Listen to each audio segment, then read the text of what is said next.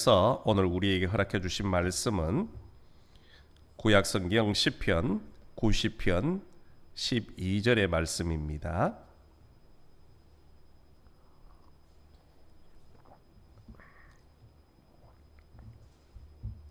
시편 90편 12절 말씀은 제가 가지고 있는 구약성경 870면에 있습니다. 찾으신 줄 알고 제가 봉독해 드리겠습니다. 우리에게 우리날 계수함을 가르치사 지혜로운 마음을 얻게 하소서. 아멘. 오늘도 주님 앞에 오신 우리 모든 성도님들 위해 주님의 크신 은혜가 축복이 있으시고 또 새로운 2026년도를 미리 계획하며 준비하는 우리 모든 성도들이 되시기를 주님의 이름으로 간절히 소망합니다. 참 시간이 빠르다는 것을 늘 느끼는 것 같습니다. 2025년 마지막 주일을 맞이하면서 세월의 빠름 또 세월의 그 무상함을 우리가 또 다시금 경험을 하는 것 같습니다. 빠르게 지나가는 시간들을 되돌아보면 기쁨과 또 만족함보다는 항상 아쉬움이 더 많이 찾아오는 것 같습니다. 한 해를 시작하면서 올 한 해는 믿음으로 좀 더 살아야지, 좀 더 말씀을 가까이 해야지, 또 정인되는 삶을 살아야지, 그렇게 많이 우리가 계획도 세웠을 것이고 또 다짐도 했을 겁니다. 그러나 마무리하는 이 시점에 돌아보면 항상 부족한 것 같습니다. 하나님 앞에 죄송한 마음이 많은 것 같고 또 믿음으로 좀 더 살지 못했던 것이 아쉬움이 남습니다. 그러나 올 한 해를 다시금 마무리 잘 하시고 새해에는 좀 더 새로운 마음으로 결단하시고 또 후회하지 않는 그런 삶을 살아가고 준비하는 우리 성도들이 되시기를 소망합니다. 세월의 그런 무상함을 생각하다가 문득 어린 시절을 불렀던 동요가 갑자기 생각이 났었습니다. 어떤 동요하면 이런 동요입니다. 시계는 아침부터 똑딱똑딱, 시계는 아침부터 똑딱똑딱, 언제나 같은 소리 똑딱똑딱, 부지런히 일해요. 참 사람들은 시계 바늘처럼 그렇게 매일 살아가는 것 같습니다. 쉼 없이 빠르게 그렇게 달려가는 것 같습니다. 그런데 문득 사람들의 귀에는 왜 시계 소리가 똑딱 똑딱 그렇게 들릴까요? 실제로 시계 소리는요 똑딱 똑딱 그렇게 들리는 것이 아니라 똑똑 똑똑 같은 소리를 낸다고 합니다. 그럼에도 불구하고 사람들은 똑똑 똑이 아니라 똑딱 똑딱 그렇게 듣는다는 것이요. 이유는 우리 인간의 그런 이중적인 심리 때문이라고 합니다. 사람들은 늘 두 가지 면을 한꺼번에 생각을 하는 겁니다. 삶을 생각하면 동시에 죽음을 생각을 하게 되어지고요.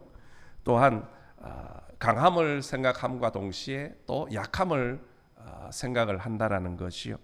이런 인간의 본능 때문에 사람들은 시계 소리마저도 똑딱으로 그렇게 기억을 한다라는 겁니다. 인간의 이런 두 의식을 고 이어령 교수님은요 기저귀와 수위라는 말로 표현을 했습니다. 이어령 교수님이 쓴 메멘토 모리라는 시에 보면 이런 구절이 나옵니다. 목숨은 태어날 때부터 죽음의 기저귀를 차고 나온다. 아무리 부드러운 포대기로 감싸도 수혜의 까칠한 촉감은 감출 수가 없어. 굴렁쇠를 굴리다 흐르던 눈물 무엇을 보았는가. 메멘토 모리 훗날에야 알았네. 메멘토 모리. 사람이 이 땅에 태어나서 가장 먼저 입는 것이 바로 기저귀이고 또 죽을 때 입는 것이 수의입니다. 그러므로 기저귀는 생명을 의미하는 것이고요. 수의는 죽음을 의미한다는 것이요. 결국 인간의 삶이란 이 기저귀와 수의라는 두 옷으로 표현을 할 수 있다라는 겁니다. 그러면서 이여름 교수님께서는 이 시대를 이렇게 표현을 합니다. 지금은 아무리 귀를 기울여 봐도 똑딱하는 생과 살을 소리내는 시계 소리는 더 이상 우리 귀에 들리지 않는다. 지금 현대 사회를 지배하고 있는 것은 오직 기적의 문화만이 있다. 죽음이라는 숙연한 현실을 외면하고 마치 이 땅을 천년 만년 살 것 같은 착각 속에서 한없이 높은 욕망의 바벨탑만 쌓아가고 있다.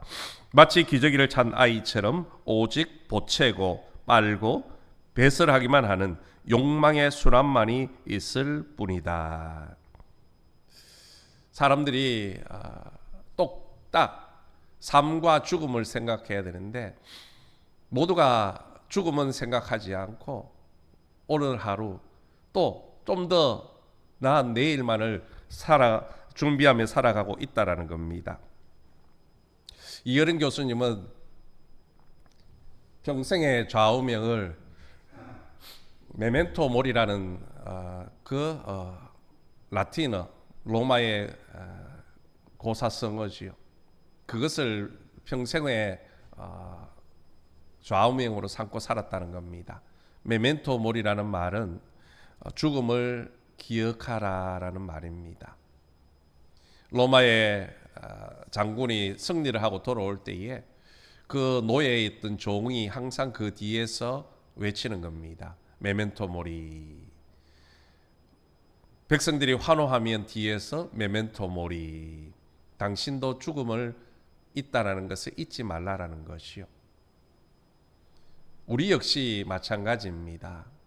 메멘토 모리. 우리도 죽을 날이 있다라는 것이요. 그것을 우리는 항상 기억하며 살아야 하는 겁니다.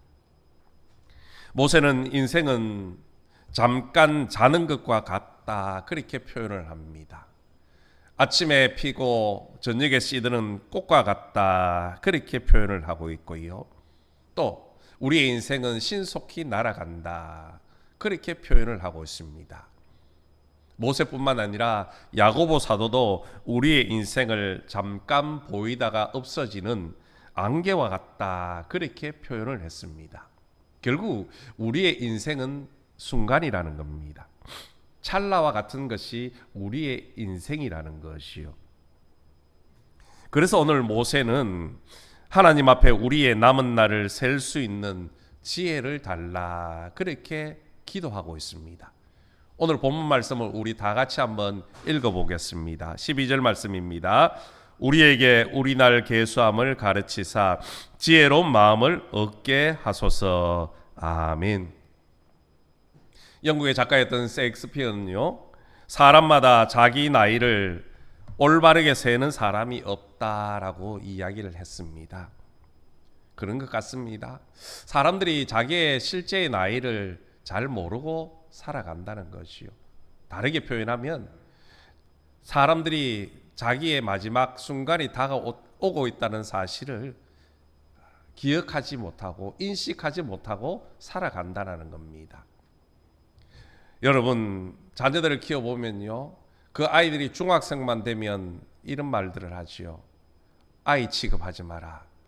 나도 다 컸으니까, 클 만큼 나이 먹을 만큼 먹었으니까 어린아이 취급하지 마라. 그런 말들을 흔히 듣습니다. 그런데 여러분, 그 어린아이가 자라서 30대가 되면 어떻습니까? 할 수만 있으면 나이를 줄이려고 합니다. 젊게 보이려고 하고 어리게 보이려고 무지 애를 쓴다는 것이요. 요즘은 이 나이를 줄이기 위해서 좀 더 젊게 보이기 위해서 많은 노력을 합니다. 화장을 한다든지 아니면 병원에 가서 보톡스를 맞고 필러 맞기도 합니다. 실제로 영국의 글래스고 대학의 클레어 교수가 이런 연구를 한 적이 있습니다. 어떤 연구였냐면, 왜 여성들은 나이가 들수록 화장을 짓게 할까? 연구를 하고 또 조사를 해본 결과 바로 나이가 들수록 화장을 짓게 하는 이유는 남성 호르몬의 증가 때문이었다라고 보고를 했습니다. 여성들이 나이가 들면 여성 호르몬은 줄어들고요, 남성 호르몬이 점점 많이 생겨난다라는 것이요. 실제로 젊은이들 중에서도 남성 호르몬이 많이 분비되는 그 시기에는요, 화장을 짓게 한다라고 연구 발표도 나왔습니다. 왜 남성 호르몬이 증가하면 화장을 짓게 하는 거냐? 이 남성 호르몬이 바로요, 사람들의 경쟁심을 부추기는 특성이 있기 때문입니다.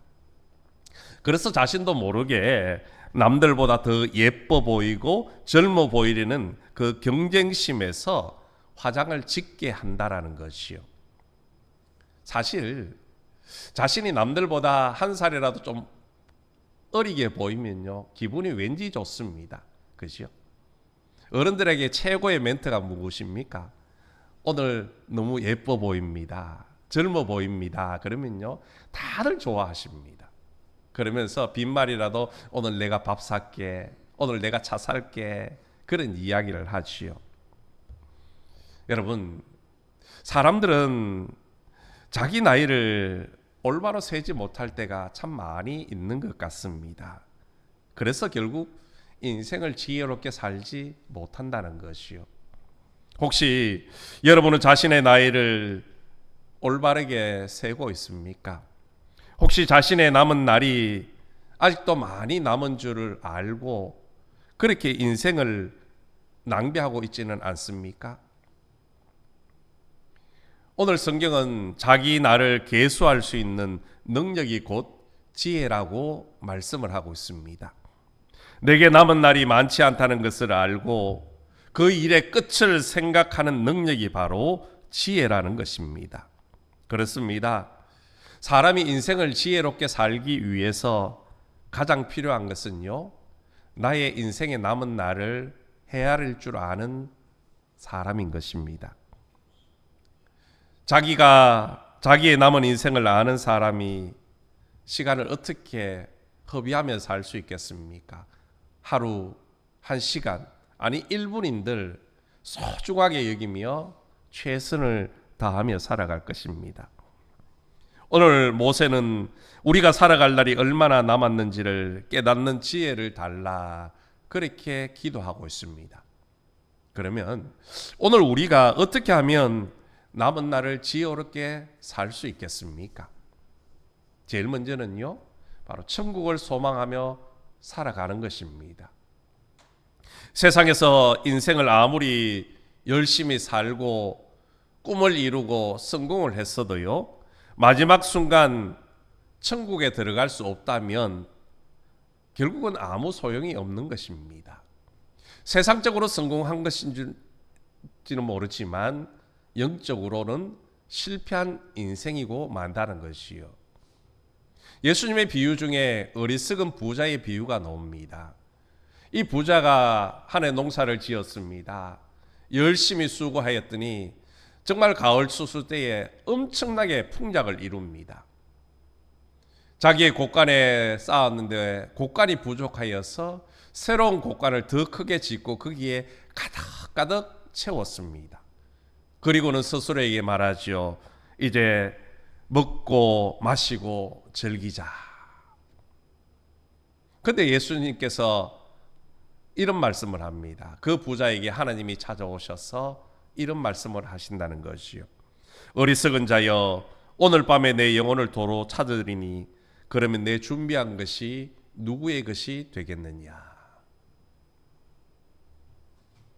여러분, 오늘 많은 사람들이 노후를 걱정하면서 여러 가지 대책들을 아마 준비하고 있을 겁니다. 은퇴 후에 40년을 더 살아야 하는 100세 시대에 당연히 노후 대책을 세워야 되겠지요. 그런데 여러분, 그것보다 더 중요한 것이 있습니다. 바로 사후의 대책이라는 겁니다. 우리가 인생의 끝이 났을 때에 그 죽음의 순간에 어떤 삶을 살아갈 것인가, 그것을 준비하는 지혜가 필요하다라는 것이요. 어떻게 준비해야 됩니까?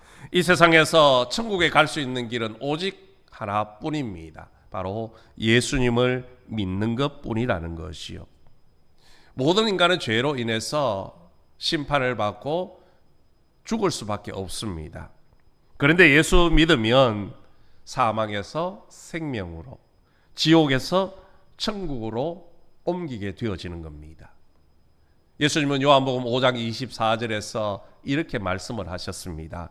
내가 진실로 진실로 너희에게 이르노니 내 말을 듣고 또 나 보내신 이를 믿는 자는 영생을 얻었고 심판에 이르지 아니하나니 사망에서 생명으로 옮겼느니라. 아멘. 우리가 예수 믿으면 사망에서 생명으로, 지옥에서 천국으로 옮겨졌다라는 겁니다.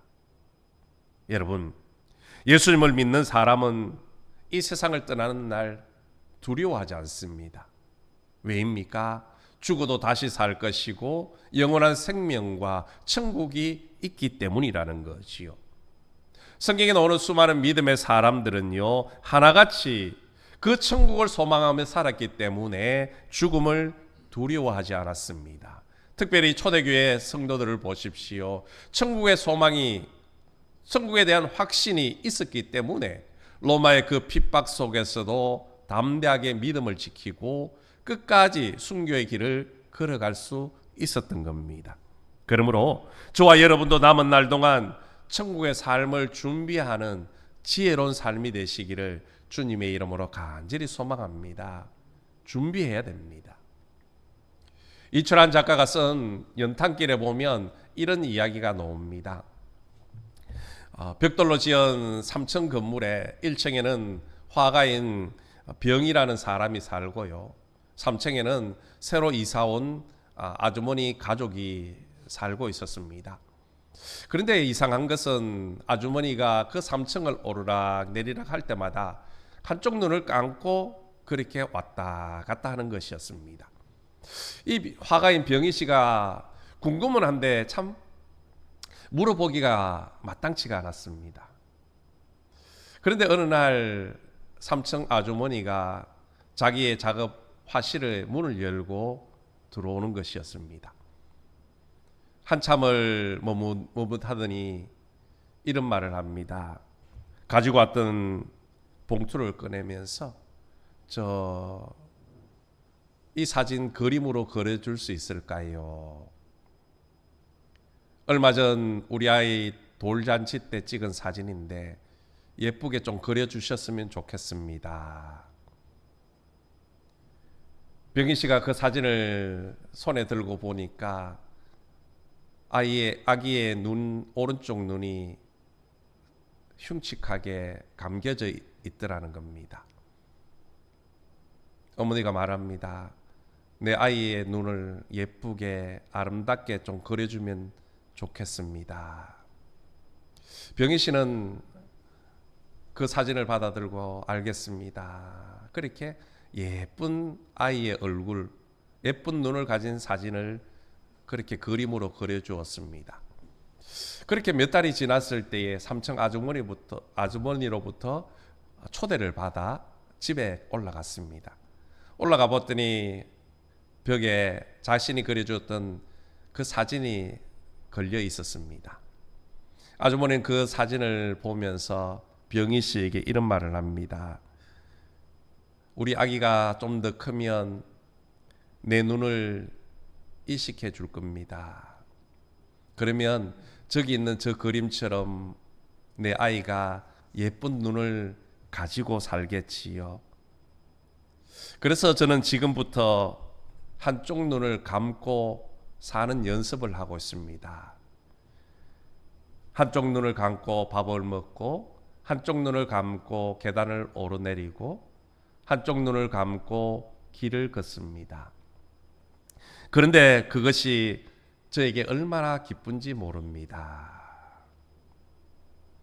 그제야 병희 씨는 아주머니가 왜 한쪽 눈을 감고 그렇게 오르락 내리락 했는지를 깨닫게 되었다는 겁니다. 저는 이 이야기를 읽으면서 나도 천국의 삶을 준비해야 되겠다, 그런 마음을 가졌습니다. 내 인생이 건강할 때에, 내 인생이 남아있을 때에 천국의 삶을 준비하는 것, 그게 바로 지혜로운 삶이구나 깨닫게 되었다는 것이요. 여러분, 지혜로운 사람은 천국을 소망하며 준비하는 사람입니다. 세월이 갈수록 천국에 들어갈 날이 다가오고 있다는 것을 기억하며 준비하시기 바랍니다. 그래서 우리 앞에 그 어떤 고난이 닥쳐도 죽음의 순간이 불쑥 다가와도 두려워하거나 절망하지 않기를 주님의 이름으로 간절히 소망합니다. 준비하는 사람은요, 두려워하지 않습니다. 우리가 남은 날이 얼마인지 알 수는 없지만은 천국에 들어갈 삶, 그 날을 기다리며 준비하는 삶이 지혜로운 삶인 것입니다. 두 번째, 우리가 지혜롭게 사는 삶은요, 바로 맡겨주신 사명에 충성을 다하는 것입니다. 많은 사람이 세상적인 성공을 위해서 인생을 살아갑니다. 많은 부를 쌓고 명예와 권력을 쫓으며 살아갑니다. 그런데 이런 삶은요, 언젠가는 공허해진다는 겁니다. 세월이 훌쩍 흘러갔을 때에 그런 것들이 내 손에 붙잡혀 있지 않으면 우리는 결국 우리 인생을 한탄하게 되어지고 낙심하게 되어진다는 겁니다. 또 성취한 것이 비록 있다고 할지라도 인생이 지나고 돌아보면요, 내가 이것 때문에 그렇게 아둥바둥하며 살았나 하는 후회도 찾아오더라는 겁니다. 그러므로 우리가 인생을 성공 자체보다는 인생의 의미를 추구하며 살아가야 되는 겁니다. 그러기 위해서는 성공보다는 사명을 지향하며 살아야 된다는 것이요. 그러면 우리가 세상에서 이룬 성공이 크든 작든 상관없이 후회하는 마음, 허무한 마음이 사라지는 겁니다. 오히려 뿌듯하고 감사하고 만족하는 인생이 될 수가 있다라는 것이요. 그리고 세상을 떠나는 날 아주 평안한 마음으로 주님 앞에 쓸 수가 있더라는 겁니다. 여러분, 예수 믿는 우리도 반드시 하나님의 심판대 앞에 서야 됩니다. 예수 믿는다고 심판대 앞에 서지 않는 것 아니라는 것이요. 우리 모두가 하나님의 그 심판대 앞에서 이 땅에서 우리가 행한 것을 따라서 선악간에 다 판단을 받게 되어져 있습니다. 그때 후회하지 않으려면요, 우리의 삶에 주어진 모든 사명에 최선을 다해야 되는 겁니다. 사명이 무엇입니까? 국어사전에는 맡겨진 임무라고 합니다. 우리 기독교에서는요, 하나님께서 우리에게 맡겨주신 일이 곧 사명인 겁니다. 하나님은 각자 우리에게 맡겨주신 사명이 있다라는 것이요. 부모는 부모로서, 자녀는 자녀로서의 그 사명을 감당하는 것입니다. 또 교회 안에서는 하나님께서 주신 그 직분에 최선을 다하며 충성하는 것, 그게 바로 사명 감당하는 일입니다. 또 직장에서는 내게 주어진 그 일에 최선을 다하는 일이 바로 사명이라는 것이요. 우리는 그 사명을 주님이 부르시는 날까지, 다시 말해서 죽는 날까지 최선을 다하고 충성을 다해야 한다라는 겁니다. 그럴 때 하나님께서는 우리에게 생명의 관을 주시겠다 약속하고 계시는 겁니다. 요한계시록 2장 10절에 보면 내가 죽도록 충성하라, 그리하면 내가 생명의 관을 내게 주리라, 그렇게 약속해 주셨습니다.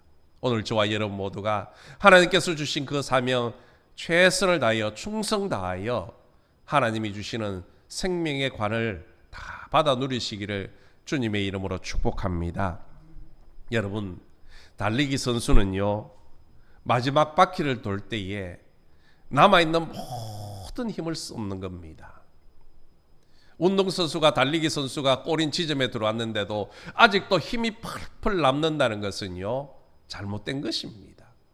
운동선수는 마지막 그 피니시 시점에 오면요, 더 힘을 내고 마지막 남은 모든 힘을 짜내어서 달려가는 겁니다. 여러분, 우리의 인생도 마찬가지입니다. 마지막 순간까지 최선을 다해 사명 감당해야 되는 겁니다. 젊을 때 열심히 달리고 이제 나이 들었으니까 쉬어야지. 아닙니다. 우리 주님은 마지막 그 순간까지 최선을 다하며 살아가는 인생, 그것이 바로 지혜로운 인생이라 말씀하는 겁니다. 오카람 목사님 설교지 보면 이런 이야기가 나옵니다. 사랑의 교회 문학 작가인 여집사님이 하루는 몸이 조금 불편하셔서 병원을 찾아갔다고 합니다.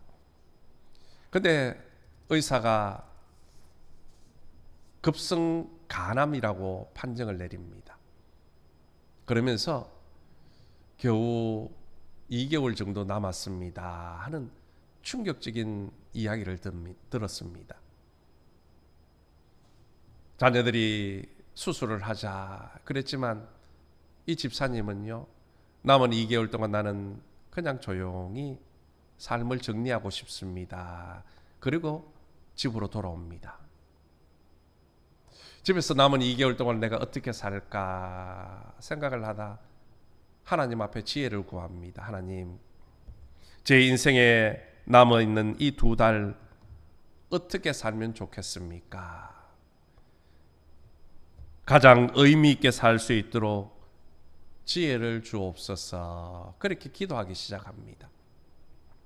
그러다 문득 그동안 벽을 쌓고 살아왔던 사람들을 살아가지 못했던 것, 그것이 생각이 나면서 사람들을 찾아다니기 시작합니다. 상처를 주었던 사람들, 또 내게 상처를 받았던 사람들, 그들을 찾아가면서 용서를 빌고 또 위로하면서 화해를 하기 시작합니다. 그렇게 시간을 바쁘게 지내다가 이제는 남은 재산을 정리해야 되겠다라는 생각이 들었습니다. 재산을 정리하다가 문득 이런 생각이 들었습니다. 내가 이렇게 쌓아놓은 재산, 내가 가치 있게 쓰지 못했다. 그것을 깨닫고는요, 재산 중에 얼마는 자녀 몫으로 떼어놓고 나머지는 선교를 하고 있는 선교사님들을 위해서 선교금을 보냅니다. 또 주변에 가난한 사람들을 위해서 구제헌금으로 재산을 또 내어놓습니다. 그리고 남은 시간은 자녀들에게 마지막 이별의 편지를 쓰기 시작합니다. 시간이 얼마나 지났는지 벌써 2달이라는 시간이 훌쩍 지났음에도 몸이 이상하지가 않더라는 것이요, 나빠지지도 않았습니다. 왜 이럴까 싶어서 다시 병원에 찾아가서 검사를 합니다. 그랬더니 의사 선생님이 연신 고개를 숙이면서 죄송합니다, 지난번에 제가 오진을 했습니다, 그런 말을 하더라는 거죠. 나중에 오카는 목사님이 이 집사님에게 물었다고 합니다. 집사님, 혹시 돈을 그렇게 다 쓰신 것 후회가 되지 않습니까? 그때 집사님이, 목사님, 저는 제 인생에서 지난 2달처럼 의미 있고 가치 있는 삶을 살아본 적이 없었습니다. 저는 앞으로도 이런 마음으로 살고 싶습니다. 그렇습니다. 인생의 끝에서 보면요, 모든 것이 달라지는 겁니다. 언젠가 우리의 인생이 끝이 나면 우리는 하나님 앞에 설 것이고 하나님은 우리에게 물으실 겁니다. 누구누구야, 너는 나를 기쁘게 하는 삶을 살았니? 아니면 너를 기쁘게 하는 삶을 살았니? 우리 그 주님의 물음 앞에 뭐라고 대답하시겠습니까? 부디 우리의 인생이 끝나는 그날 의미 있고 행복하게 지혜롭게 살았다, 그렇게 대답할 수 있기를 주님의 이름으로 간절히 소망합니다. 사랑하는 성도 여러분, 하나님께서 여러분에게 허락하신 이 땅의 시간이 얼마 남아 있는지는 저는 잘 모릅니다. 하지만 분명한 것은요, 그 시간이 점점 더 가까이 다가오고 있다라는 겁니다. 시간은 기다려주지 않습니다. 우리 모두 남은 날을 계산할 줄 아는 지혜를 가지시고 천국의 삶을 준비하시기를 소망합니다. 또한 주님께서 맡겨주신 사명에 충성 다하셔서 후회하지 않고 오히려 하나님 앞에 기쁨으로 설 수 있기를 축복합니다.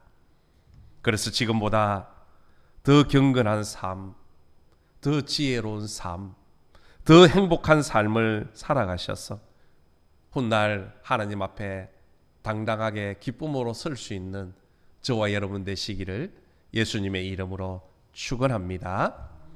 하나님 아버지 감사합니다.